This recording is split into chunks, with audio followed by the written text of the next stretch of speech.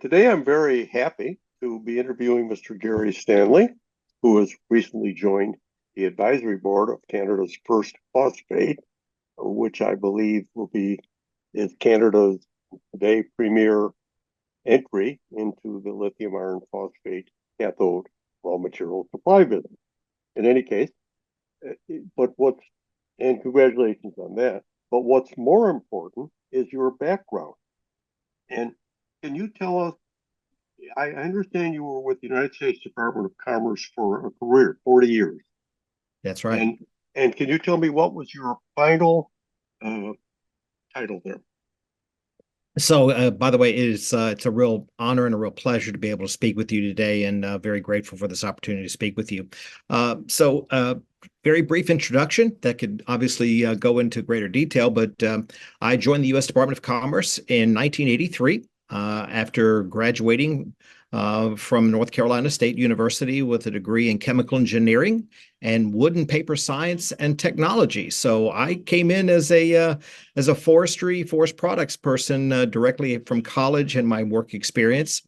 But as is oftentimes the case with working with the U.S. government, there was a growth in both responsibilities and sectoral duties while I was with Commerce. And my final position at the U.S. Department of Commerce had a historical connection in that for the first time in the agency's more than 120 years of existence, that the Biden administration had stood up an Office of Critical Minerals and Metals. And so it was my great honor and my great privilege to occupy that particular position for the first time in the history of the U.S. Department of Commerce. I would like to ask you a question about something that I don't understand. Sure. We keep talking about the Department of Defense, Department of Energy. I understand the Department of Defense and critical materials for war fighting in particular. I understand Department of Energy, which the public isn't aware of the involvement of energy in material science. It is the largest employer of PhDs in the world. Right. And so people don't realize that. But what surprised me was that the Department of Commerce had published this document that you edited, and that. So now that I've got you, the fellow who actually did it, can you please tell us why the Department of Commerce was so central in the development of a critical mineral policy for the United States government?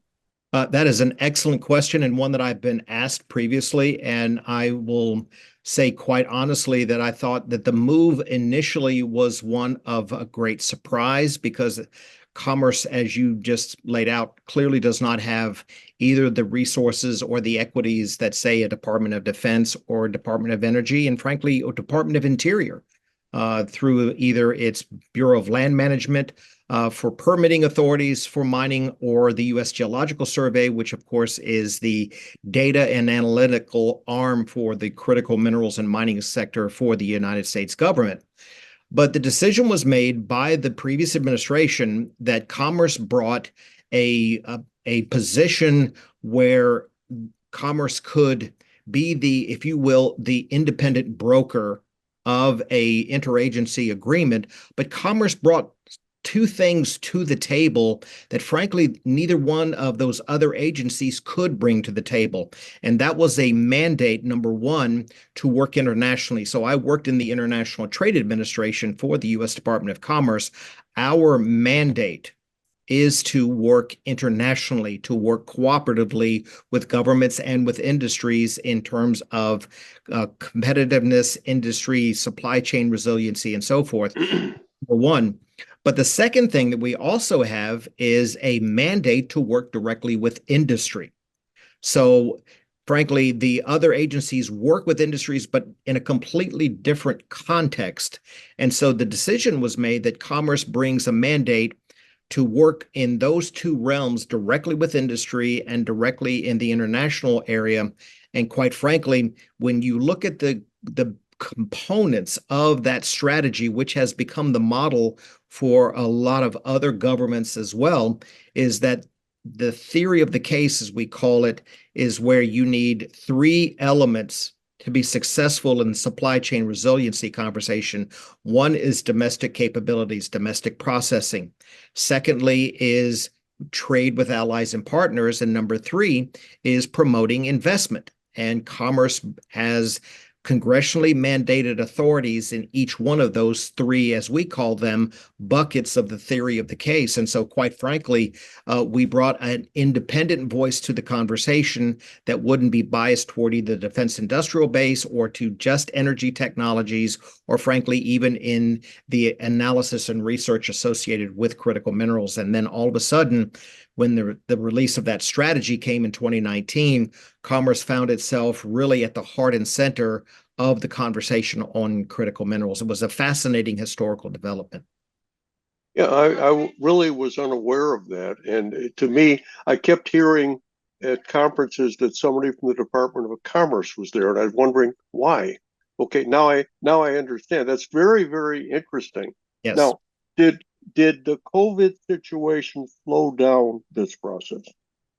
Yes, unfortunately, it did across the two most important landscapes, one domestically and one internationally. The one internationally, especially, we had literally just begun the international work in the field of critical minerals cooperation.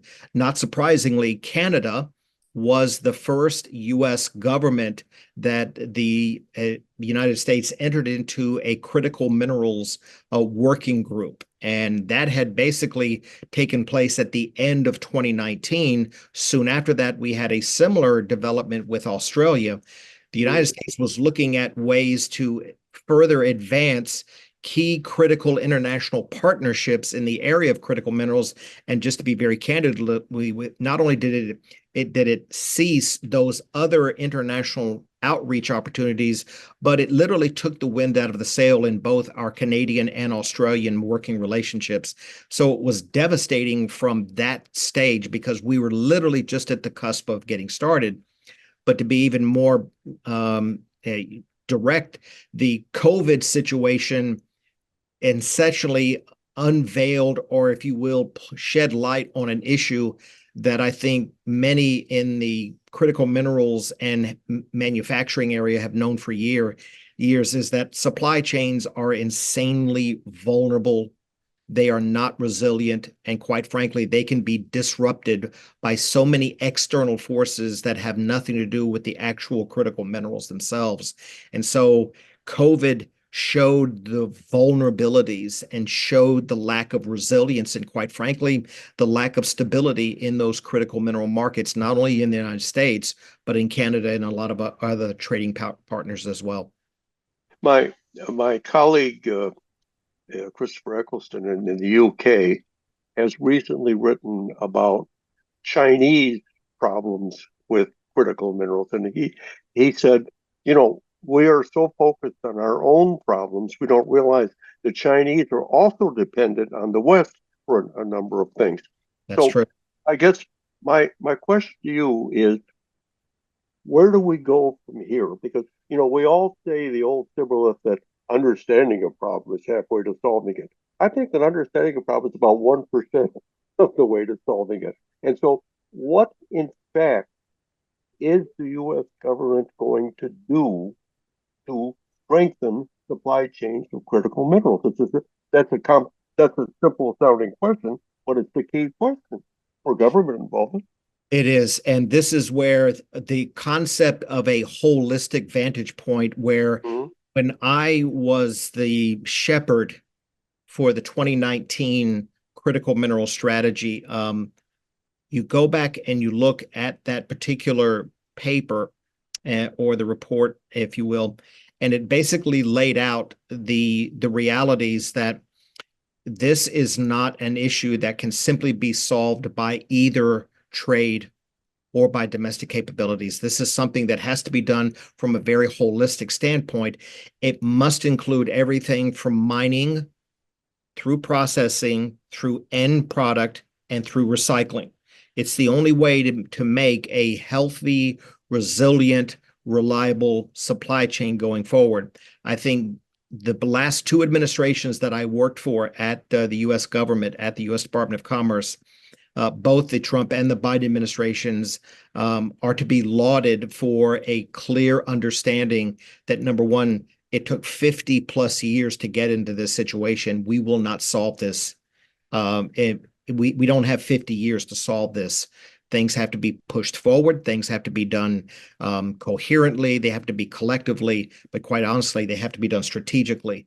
So no topic, including mining or regulatory rules and authorities, can be taken off the table. If not, we will only be successful in targeting little areas with minor successes, but we will not become the resilient, reliable supply chain enforcers that there certainly needs to be. I think the two administrations have a clear understanding of the need to move forward in every area and that no topic can be taken off the table. I've said this many years. The issue of critical minerals resiliency and reliability has nothing to do with either money or technology. It has to do with the will.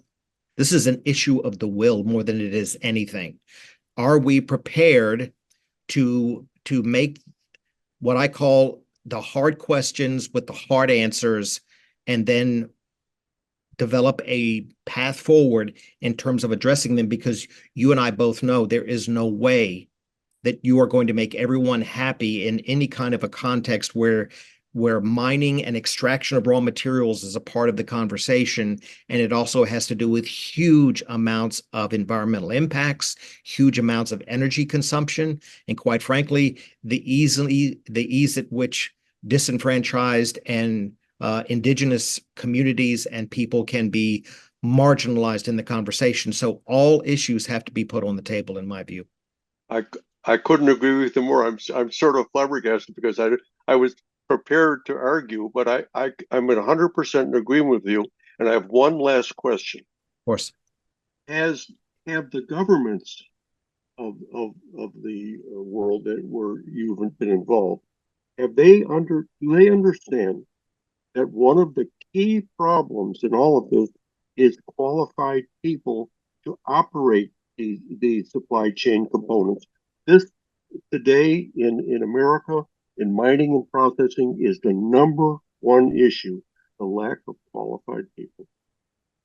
So one of the things that was not a part of the original strategy that I shepherded in 2019, we added a expanded section talking about the need for qualified workers in this space. And that is, again, it's from a supply chain perspective. I try to discourage people, don't make this about critical minerals, make it about supply chain resiliency. Because when you do that, you force people into a broader conversation that a lot of people are hesitant in which to engage. And that's part of the problem, is they just won't engage in those sensitive, delicate issues that have to be put on the table, but there has to be a resolution to them. You know, and finally, I'd just like to make a statement because this has been extremely interesting and enlightening. When people talk to me about this, I say, well, let's put the cards on the table. 25 years ago, the Chinese decided it was important for them, for example, to have secure supplies of rare earth because they could see industries are building where they need this. And they were luckily endowed with a substantial deposit of these materials. Okay, now it's 25 years later, and I estimate they probably have got 1 million man years of experience, 1 million man years. We think there's probably 100,000 employees in the total rare earth space in China today, which means 100,000 man years each year added. And how does the government plan to overcome this in a short time? We don't have we don't have 100. In fact, in the rare earth space today in the United States, I doubt there's 1,000 people. So we're going to have 1,000 man years of experience next year. The Chinese are beating us by 100 times. In my opinion, we underestimate them dramatically. They're not stupid. They're not peasants. These are very serious people. They have more university departments dedicated to rare earths than we have people in IT who can spell rare earths. Okay. Now, what are we going? Is anybody in Washington thinking about education about promoting this specialty critical mineral supply chain? Well, I would say of course the simple answer is yes, but there's yes with context behind it. Mm-hmm. Yes, there is a clear understanding of, and again, the issue, and I've said this many times, the issue can't be an anti-China conversation. What it is Right. a supply chain, but also good business practices going forward. And so I believe the kinds of public and private sector relationships that have been established, and quite frankly, the United States and Canada are setting a brand new precedent for how to work with the private sector, but also the role of the public sector to motivate and to support and to incentivize these, frankly, brand new virgin supply chains in many areas. The truth of the matter is that we are seeing significant strides across a number of critical minerals, including rare earths. Um, can we say that we're going to get to where China's at in the next 5 years? Some people that may wish that, but I think that's unreasonable. What I say to people is, how do you eat an elephant? One bite at a time. Take intentional strategic bites of the puzzle and push them forward.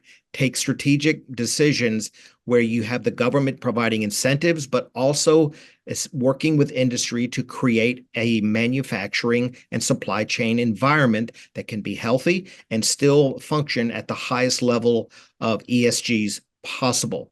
My question has always been, and this is one that we don't have an answer with yet. This was a question that, frankly, under the Trump administration was one that was out there. Previous Secretary of Commerce, Secretary Wilbur Ross asked this question, and it's one that it doesn't haunt me. It just basically stays with me, which is, when will the Western world make a decision that it's prepared to pay a premium for any kind of critical mineral that is produced at a level where the highest level of ESG standards are reflected? Because that's going to cost you. When will the Western world make a decision? We are prepared to pay a premium to make sure that these supply chains, which are more reliable, they're more resilient, and frankly, do not have the vulnerabilities that currently exist, but there's a price to be paid for that. When will that occur? That's the transition, I think, is the next thing that we'll have to see happen in this space.